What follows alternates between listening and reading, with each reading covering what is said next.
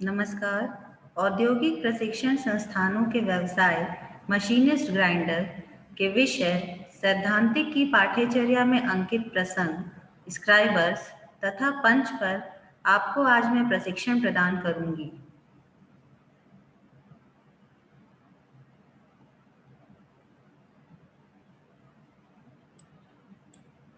परिचय इंट्रोडक्शन। सबसे पहले हम स्क्राइबर्स का परिचय देखेंगे। जिस प्रकार पेंसिल द्वारा कागज पर रेखाएं खींचते हैं, उसी प्रकार धातु पर रेखाएं खींचने के लिए स्क्राइबर्स का प्रयोग किया जाता है। स्क्राइबर का प्रयोग हम धातु पर रेखाएं खींचने के लिए करते हैं। जॉब पर लेआउट रेखाएं खींचते समय स्क्राइबर को पेंसिल के जैसे उपयोग करना चाहिए, जिससे कि खींची गई रेखाएं सीधे किनारे के निकट हो। यह टूल स्टील या कार्बन स्टील की 3 से 5 मिलीमीटर मोटी तार के बने होते हैं। स्क्राइबर का मटेरियल टूल स्टील हो सकता है या कार्बन स्टील हो सकता है तथा स्क्राइबर को 3 से 5 मिलीमीटर मोटी तार का बनाया जाता है। स्क्राइबर का चित्र यहाँ दर्शाया गया है। इसके दोनों सिरे नुकीले, हार्ड एवं टेम्पर किए होते हैं। स्क्राइबर के दोनों सिरों को नुकीला बनाया जाता है, हार्ड एवं टेम्पर किया हो जाता है, अर्थात इनके पॉइंट को 10 डिग्री से 15 डिग्री के कोण में ग्राइंड करके नुकीला बना दिया जाता है। स्क्राइबर के पॉइंट को 10 डिग्री से 15 डिग्री के कोण में ग्राइंड किया जाता है तथा नुकीला बनाया जाता है, ताकि जब हम धातुओं पर रेखाएं खींचें तब वो साफ दिखाई दें। भारतीय मानक संस्थान ISI के अनुसार इसकी लंबाई 150 मिलीमीटर से 200 मिलीमीटर तक होती है। स्क्राइबर की लंबाई प्रायः 150 मिलीमीटर से 200 मिलीमीटर तक होती है। अब हम स्क्राइबर्स के प्रकार के बारे में जानेंगे। Types of scriber.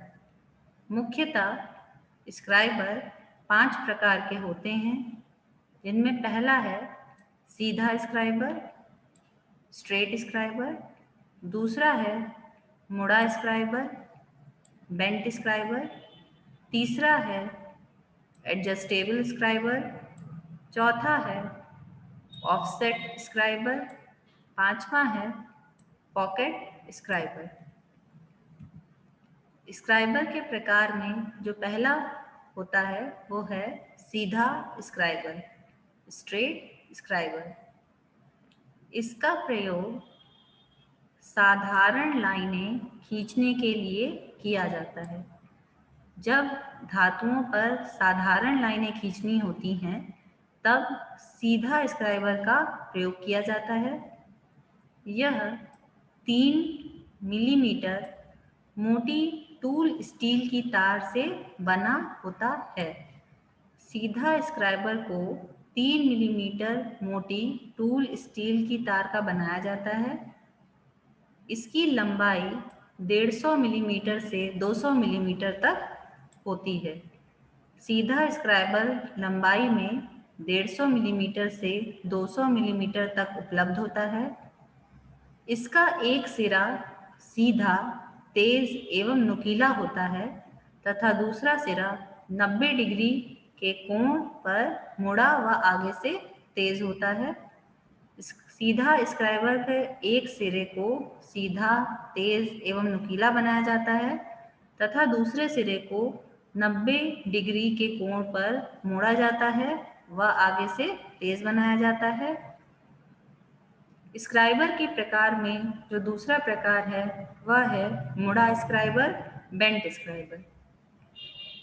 इस स्क्राइबर का एक सिरा सीधा व नुकीला होता है तथा दूसरा सिरा 90 डिग्री के कोण पर मुड़ा होता है। मुड़े स्क्राइबर के एक सिरे को सीधा व नुकीला रखा जाता है तथा दूसरे सिरे को 90 डिग्री के कोण पर मोड़ा जाता है। यह स्क्राइबर अधिकतर गोल जॉबों की अंदर वाली सतह पर लाइनें खींचने के लिए प्रयोग किए जाते हैं। जब कभी भी गोल जॉबों की अंदर वाली सतह पर लाइनें खींचना होता है तब हम मुड़े स्क्राइबर का प्रयोग करते हैं। स्क्राइबर्स के प्रकार में जो तीसरा प्रकार होता है वह है एडजस्टेबल स्क्राइबर। इस प्रकार के स्क्राइबर की बॉडी गोल ट्यूब की भांति होती है जिसकी बाहरी सतह पर नर्लिंग की होती है।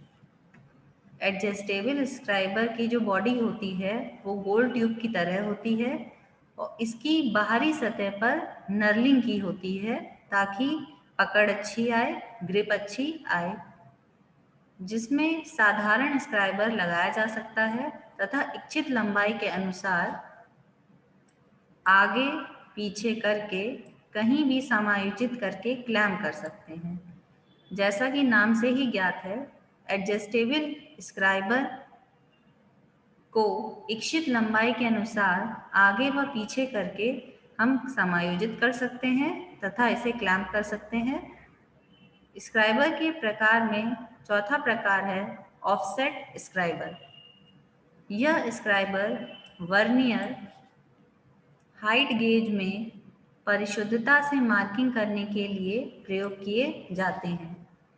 जब वर्नियर हाइट गेज में परिशुद्धता से मार्किंग करनी होती है तब हम ऑफसेट स्क्राइबर का प्रयोग करते हैं। इनका सिरा चाकू की तरह तेज होता है। इसे नाइफ एज स्क्राइबर भी कहते हैं।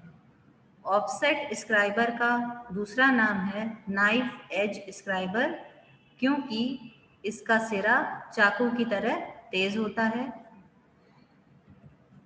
स्क्राइबर के प्रकार में पांचवा प्रकार है पॉकेट स्क्राइबर। यह स्क्राइबर नल की हुई स्टील ट्यूब के अंदर होता है। ट्यूब के सिरे पर लगे नट को घुमाने पर स्क्राइबर बाहर निकल आता है। पॉकेट स्क्राइबर नल की हुई स्टील ट्यूब के अंदर रहता है। जब हमें पॉकेट स्क्राइबर को बाहर निकालना होता है तब हम ट्यूब के सिरे पर लगे नट को घुमाते हैं और पॉकेट स्क्राइबर को बाहर निकाल लेते हैं। जैसा कि नाम से ही ज्ञात है, इसे हम पेन की भांति जेब में रख सकते हैं। स्क्राइबर का प्रयोग करते समय हमें किन बातों का ध्यान रखना चाहिए, आइए उसके बारे में जान लेते हैं। स्क्राइबर को प्रयोग करते समय 30 डिग्री से 35 डिग्री पर झुकाकर प्रयोग करना चाहिए तथा अपनी ओर खींचना चाहिए। जैसा कि चित्र से ज्ञात है, स्क्राइबर का प्रयोग करते समय 30 डिग्री से 35 डिग्री पर स्क्राइबर को झुकाकर प्रयोग करना चाहिए तथा अपनी ओर खींचना चाहिए ताकि जब धातुओं पर लाइनें खींचें तो वो साफ दिखाई दें। अब हम पंच के बारे में जानेंगे। पंच का परिचय, इंट्रोडक्शन। जॉब की मार्किंग को पक्का करने या सेंटर लगाने के लिए पंच का प्रयोग किया जाता है। स्क्राइबर द्वारा जब हम जॉब पर मार्किंग करते हैं तो उन मार्किंग को पक्का करने के लिए या फिर सेंटर लगाने के लिए हम पंच का प्रयोग करते हैं। यह हाई कार्बन स्टील या टूल स्टील के बने होते हैं और इनके पॉइंट हार्ड एवं टेम्पर किए होते हैं। पंच का मटेरियल हाई कार्बन स्टील हो सकता है या टूल स्टील हो सकता है और पंच के पॉइंट को हार्ड एवं टेम्पर किया जाता है, मतलब इसके पॉइंट की कठोरता बनाई जाती है तथा इसके पॉइंट को झटका सहन करने वाले क्षमता वाला बनाया जाता है। इसकी बॉडी अष्टभुज आकार अथवा गोलाकार बनाकर नर्ल्ड की होती है। पंच की बॉडी को अष्टभुजाकार या फिर गोलाकार बनाया जाता है और इसकी बॉडी नर्ल्ड की होती है। नर्ल्ड करने से हम पंच की पकड़ को अच्छा बना सकते हैं, इसकी ग्रिप को अच्छा बना देते हैं। जैसा कि चित्र में यहाँ दर्शाया गया है, इसकी बनावट में मुख्य 3 भाग होते हैं।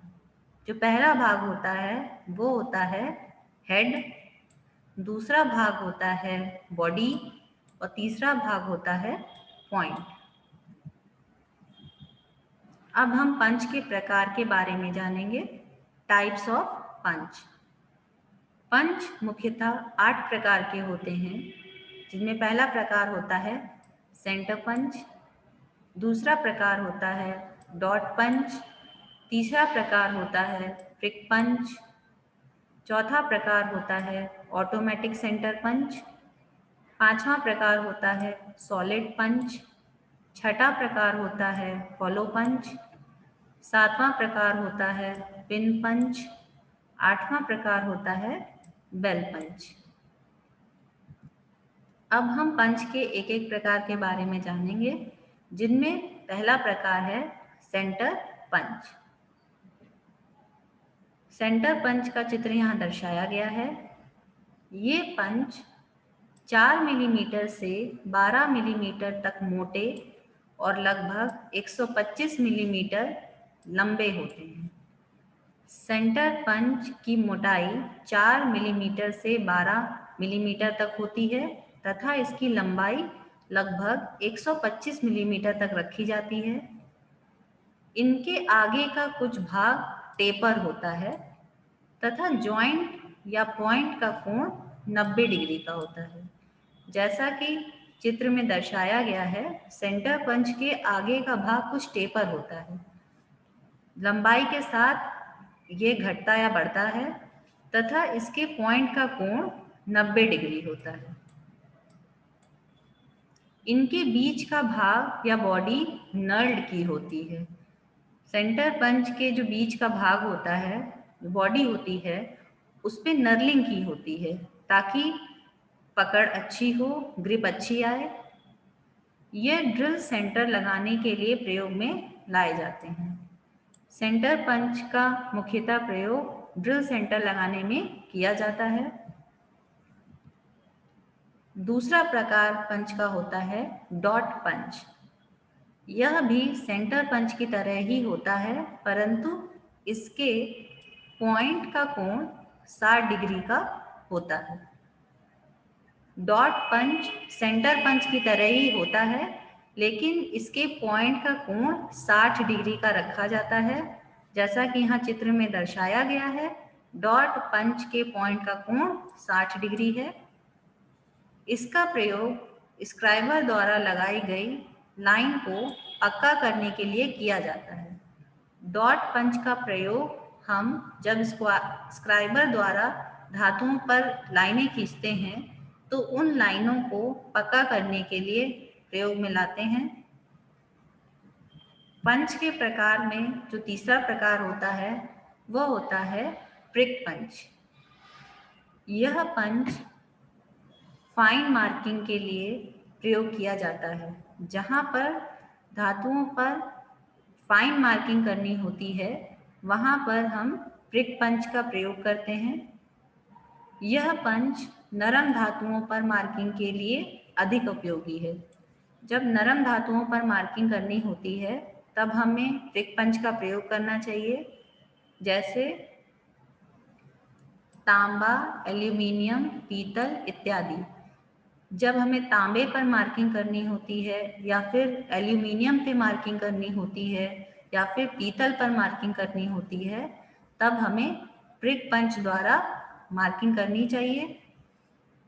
प्रिक पंच का चित्र यहाँ दर्शाया गया है। इसके पॉइंट का कोण 30 डिग्री का होता है।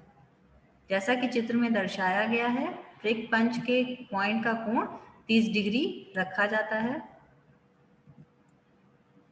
अगला पंच का प्रकार जो होता है वो है ऑटोमेटिक सेंटर पंच।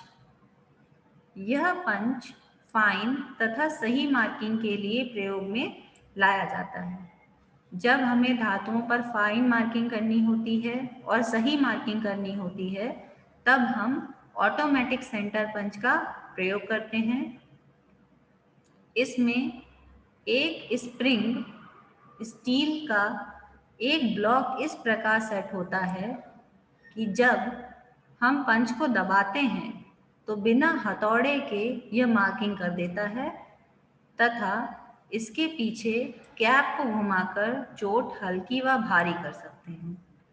ऑटोमेटिक सेंटर पंच में एक स्प्रिंग स्टील का एक ब्लॉक फिट किया जाता है। उसको इस प्रकार सेट किया जाता है कि जब हम पंच को दबाते हैं तो बिना हैमर की सहायता से हम मार्किंग कर दें तथा ऑटोमेटिक सेंटर पंच के पीछे एक कैप लगा होता है। इस कैप को जब हम घुमाते हैं तो हम चोट को हल्की कर सकते हैं या चोट को भारी कर सकते हैं। इसके पॉइंट 60 डिग्री व 90 डिग्री में मिलते हैं। ऑटोमेटिक सेंटर पंच के पॉइंट का कोण या तो 60 डिग्री हो सकता है या फिर 90 डिग्री हो सकता है। ऑटोमेटिक सेंटर पंच का चित्र यहाँ दर्शाया गया है। इसमें पॉइंट होता है, कंप्रेशन स्प्रिंग लगी होती है, फ्लैट स्प्रिंग लगी होती है, प्लंजर लगा होता है, स्ट्राइकर लगा होता है, कैप लगी होती है। पंच के प्रकार में जो अगला प्रकार होता है वह है सॉलिड पंच। यह पंच शीट में सुराख करने के लिए प्रयोग किया जाता है। जब हमें शीट में सुराख करना होता है तब हम सॉलिड पंच का प्रयोग करते हैं। इसके द्वारा जो सुराख किए जाते हैं वे सही साइज के नहीं होते हैं, इसलिए यह रफ कामों के लिए प्रयोग में लाया जाता है। सॉलिड पंच को हम रफ कामों के लिए प्रयोग में लाते हैं क्योंकि इसके द्वारा जो शीट में सुराख किए जाते हैं वो सही साइज में नहीं मिलते हैं, इसलिए इसको रफ कामों के लिए प्रयोग करते हैं। इसके द्वारा सुराख करते समय शीट के नीचे नट रखना आवश्यक होता है। जब हम शीट में सुराख करें तब शीट के नीचे एक नट रख लेना चाहिए, तब सॉलिड पंच की सहायता से सुराख करना चाहिए। इसका प्रयोग शीट मेटल तथा ब्लैक स्मिथी में किया जाता है। सॉलिड पंच का मुख्यतः प्रयोग हम शीट मेटल में या फिर ब्लैक स्मिथी में करते हैं। इसका चित्र यहाँ दर्शाया गया है। पंच के प्रकार में जो अगला प्रकार होता है वो है हॉलो पंच। इसका प्रयोग नरम शीट में सुराख करने के लिए किया जाता है, जैसे गत्ता, चमड़ा, गैस्केट शीट, नरम अलौह धातुओं और लोहे की पतली शीट आदि। जब हमें नरम शीट में सुराख करना होता है तब हम हॉलो पंच का प्रयोग करते हैं। नरम शीट जैसे जब गत्ते में सुराख करना होता है, चमड़े में, गैस्केट शीट में, नरम अलौह धातुओं में या फिर लोहे की पतली शीट में सुराख करना होता है, तब हम हॉलो पंच का प्रयोग करते हैं। हॉलो पंच का चित्र यहाँ दर्शाया गया है। यह अंदर से खोखला होता है तथा सुराख के अनुसार कई साइजों में ये मिलते हैं। हॉलो पंच अंदर से खोखला होता है तथा जिस साइज का सुराख होता है उस साइज का हॉलो पंच प्रयोग में लाया जाता है। पंच के प्रकार में जो अगला प्रकार होता है वह है पिन पंच। यह आगे से समानांतर तथा साधारण पंचों से कुछ अधिक लंबे होते हैं। पिन पंच का चित्र यहाँ दर्शाया गया है। पिन पंच आगे से समानांतर रखे जाते हैं तथा ये साधारण पंचों की अपेक्षा अधिक लंबे होते हैं। ये पिन आदि को निकालने के लिए प्रयोग में लाए जाते हैं। ये कई साइजों में मिलते हैं। पिन पंच का मुख्यतः प्रयोग जब हमें पिन आदि को निकालना होता है तब प्रयोग में लाया जाता है। ये कई साइजों में मिलते हैं, ये छोटे भी हो सकते हैं और बड़े भी मिलते हैं, लेकिन ये साधारण पंचों से अधिक लंबे ही मिलते हैं। पंच के प्रकार में जो अगला प्रकार है वो है बेल पंच। ये गोल छड़ के सेंटर निकालने या मार्क करने के लिए प्रयोग में लाए जाते हैं। जब कभी भी गोल छड़ का सेंटर निकालना होता है या मार्क करना होता है, तब हम बेल पंच का प्रयोग करते हैं। जैसा कि नाम से ही ज्ञात है, इसके आगे का भाग घंटी नुमा होता है, इसलिए इसे बेल पंच कहते हैं तथा इनके घेरे पर इनका साइज निर्भर करता है। जितना इनका घेरा होता है उतना ही इनका साइज होता है। बेल पंच का चित्र यहाँ दर्शाया गया है।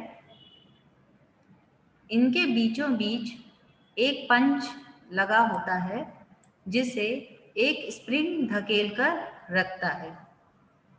बेल पंच के बीचों बीच एक पंच लगा होता है जिसे एक स्प्रिंग धकेल कर रखता है ताकि हम गोल छड़ का सेंटर आसानी से निकाल सकें या फिर उसे मार्क कर सकें। स्क्राइबर तथा पंच का प्रयोग करते समय हमें क्या क्या सावधानियां रखनी चाहिए, आइए उनके बारे में जान लेते हैं। फर्स्ट, जिन स्क्राइबरों के दोनों सिरे नुकीले होते हैं, उनके जिस छोर को प्रयोग में ना लाना हो उस पर कॉर्क या रबड़ लगा देना चाहिए। इससे चोट आदि का भय नहीं लगता है। जब हम स्क्राइबर के द्वारा धातुओं पर लाइनें खींचते हैं तो जिन स्क्राइबरों के दोनों सिरे नुकीले होते हैं, जिस सिरे का हमें प्रयोग नहीं करना होता है उस सिरे पर हमें कॉर्क या रबड़ लगा देनी चाहिए ताकि कोई चोट इत्यादि ना लगे, कोई दुर्घटना ना हो।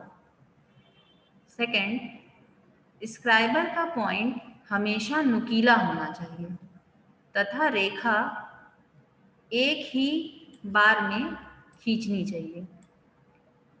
स्क्राइबर का पॉइंट हमेशा नुकीला रखना चाहिए तथा धातुओं पर जो रेखाएं खींची जाती हैं वो एक ही बार में खींचनी चाहिए।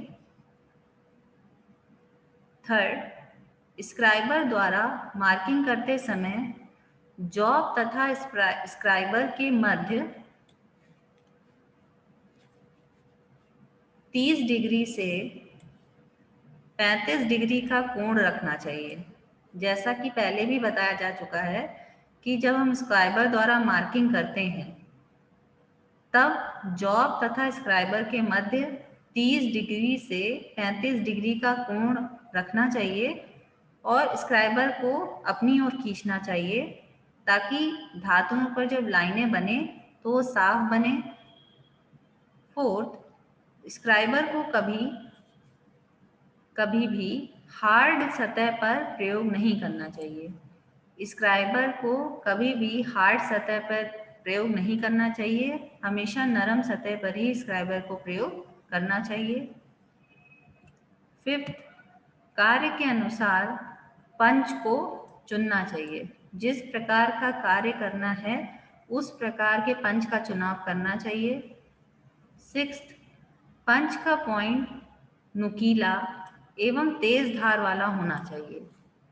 पंच का जो पॉइंट है वो नुकीला होना चाहिए तथा तेज धार वाला होना चाहिए, क्योंकि स्क्राइबर द्वारा जो लाइनें धातुओं पर खींची जाती हैं उन लाइनों को पंच ही पक्का करता है तथा सेंटर आदि ज्ञात करता है।